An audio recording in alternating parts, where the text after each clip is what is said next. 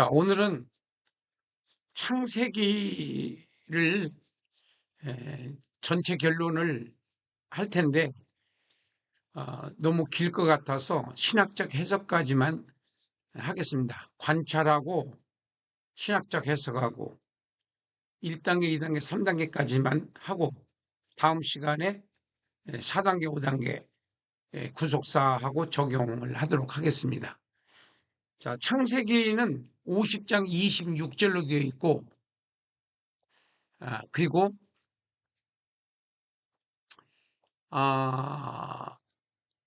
전체 주제는 세 가지 사건과 네 족장의 생애. 세 가지 사건과 네 족장의 생애. 자, 이렇게 되어 있습니다. 그리고, 배욕, 그러니까 요약은 태초에 하나님께서 천지를 창조하셨고, 창조된 인류는 범죄하였고, 그 범죄의 발전으로 멸망하게 되는데, 노아 가족 8식구만 구원함을 받았다. 그리고 노아의 세 아들 중 셈, 함, 야벳 중에서 하나님께서는 셈의 후손인 아브라함을 선택하여 가나안 땅 언약을 맺으셨고, 그 아브라함 언약은 이삭, 야곱, 요셉과 야곱의 11 아들로 계승되었다. 이게 이제 요약이에요. 자, 그것을 조금 더 우리가 개관을 해서 압축해서 한번 보면은 세 가지 사건입니다. 세 가지 사건. 세 가지 사건은 천지창조, 아담과 가인의 범죄, 노아 때 대홍수. 이렇게 세 가지 사건. 그리고 바벨탑 사건은 아브라함의 네 족장의 생애 서론으로 저는 합류를 시킵니다. 그러니까 그 해석하는 분들마다 조금 차이가 있습니다. 그래서 그러니까 네 족장의 생애는 이렇게 11장 1절부터 50장 26절. 그래서 11장을 밑에서 설명을 해드리겠습니다. 신학적 해석에서. 그래서 여기서 이제 네 족장이 아브라함, 이삭, 야곱, 요셉, 37장부터 50장까지 요셉. 이렇게 개관을 했습니다. 그 다음에 이제 자세하게 우리가 한번 따져보도록 하겠습니다. 여기서 시간이 좀 갈 것 같아서 제가 여기 신학적 해석까지만, 그 대신 이 신학적 해석을 자세하게 처음 들어보는 것일 수 있습니다. 그렇지만은 이해가 될 거예요. 이해가 될 수 있도록 수백 번을 이것을 정리를 한 거기 때문에 이해가 될 겁니다. 자, 창세기를 어떻게 이제 봐야 되느냐. 그래서 제가 보는 각도는 창세기는 두 가지 정체성을 설명하고 있다. 그러니까 창세기 왜 기록했느냐는 질문을 안 해요, 사람들이. 그냥 하나님 말씀이니까 그냥 이렇게 생각을 하는 거예요. 그러면 그 좀 흐리뭉텅하게 믿어지는 거예요. 따져보고 사실이 그러한가? 그래서 자기가 첫째 이해가 돼야 되잖아요. 그래서 그 창세기를 그래서 썼구나. 이렇게 이해가 되는 게 중요하잖아요. 창세기는 결과적으로 두 가지 정체성을 설명하고 있다는 것을 발견한 거예요. 저도 발견했어요. 어디서 들은 것이 아니라. 첫째가 하나님의 정체성이에요. 하나님의 정체성은 어디서 확인할 수 있냐면 1장부터 10장 32절까지인데, 첫째, 천지 만물을 창조하신 하나님. 하나님이 누구시냐 물어보는 거예요. 누가? 이스라엘 백성들이 모세에게 우리가 모세가 시내산에서 하나님을 만나잖아요. 가시떨기 나무에서 불타는. 거기서 물어보잖아요. 모세가 하나님한테. 이스라엘 백성들이 누가 보냈냐고 물어보면 어떻게 말할까요? 그러니까 하나님께서 나는 여호와다. 이렇게 하나님의 이름을 말씀하시잖아요. 여호와라고 하는 말의 뜻이 이제 스스로 계신 자라는 뜻이잖아요. 근데 이제 더 자세히 거기 가서 이제 출애굽하는 과정 속에서 그런 걸 물어봤을 거라고 추측을 합니다. 아니면 애굽에서 출발하기 전에 질문했는지는 모르겠지만은 어쨌든 이 창세기를 썼을 때는 그 이유가 있어서 썼을 거라고 보는 측면에서 제가 이 말씀을 드리는 거예요. 하나님이 어떤 하나님이냐라고 물어봤을 때 모세가 하나님은 천지를 창조하신 하나님이시고 아담과 가인의 범죄에도 불구하고 그들을 가죽옷을 입히시고 또 표를 주시고 하면서 용서의 하나님으로 나타내고 계신다. 세 번째는 그렇다고 해서 가인이 구원받았다는 뜻은 아닙니다. 그 다음에 노아 때 대홍수로 다 심판을 받는 과정 속에서 순종하는 노아의 가족만, 방주에 들어간 사람들만 구원함을 받는다. 이런 하나님은 이제 압축해서 말씀드리면은 천지 창조의 하나님, 용서의 하나님, 심판의 하나님, 이렇게 요약할 수가 있겠습니다. 이게 이제 1장부터 10장 32절까지가 되겠어요. 두 번째는 이스라엘 백성들의 정체성입니다. 여러분들 이제 처음 들어보시는 분들이 많을 거예요.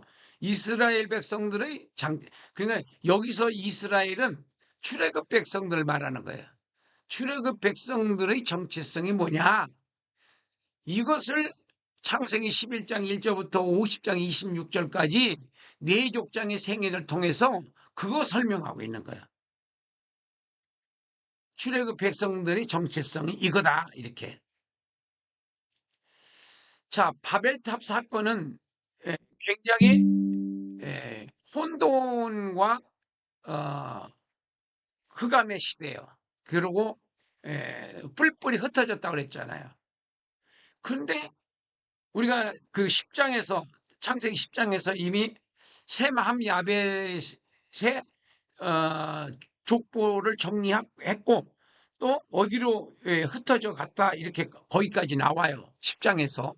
그런데 11장 10절에서부터 26절까지는 셈 족속만 별도로 족보를 또 거기서 자세한 족보를 거론을 쭉 해요. 그래서 셈의 후손이 누구냐 하면은 아브라함이에요. 그러니까 아브라함이 조상이 누구냐? 셈, 함, 야벳 중에서 셈이다. 장자 셈이다. 자, 지금 모세가 그것을 설명하려고 했다. 이렇게 이제 주장을 하는 겁니다. 그래서 갈대아 우르를 출발해서 하란에까지 인도한 사람은 아브라함의 아버지 데라예요. 데라가 205세에 죽고 난 다음에 이제 아브라함에 대한 배경 설명을 우르, 하란, 가나안 땅 도착, 그리고 애굽에서 야곱과 요셉의 만남, 이렇게 해서 이 압축을 해보면은 창세기 11장부터 50장까지 압축을 해보면 네 가지로 요약할 수 있어요. 우르에서 출발, 하란에 도착, 하란에서 출발, 가나안 땅 도착, 가나안 땅 출발, 애굽에 도착해가지고 요셉하고 만났다. 여기까지가 50장 26절까지. 자, 좀 이해가 될는지 모르겠습니다. 자, 그 다음에 네 족장들의 신앙으로 출애굽 백성들의 정체성을 찾아주려고 했다. 누가? 모세가. 다시 한번요. 네 족장들의 신앙으로 네 족장들의 신앙이 뭐냐면 가나안 땅 언약을 믿었어요. 가나안 땅 언약을 믿었어요. 이것을 제가 설명을 하겠습니다. 신앙으로 네 족장들의 신앙으로 출애굽 백성들의 정체성을 찾아주고자 했다. 누가? 모세가. 첫째, 아브라함의 신앙은 하란을 떠나 가나안 땅에 정착한 것이 창세기 12장 1절부터 6절까지를 요약해 보면은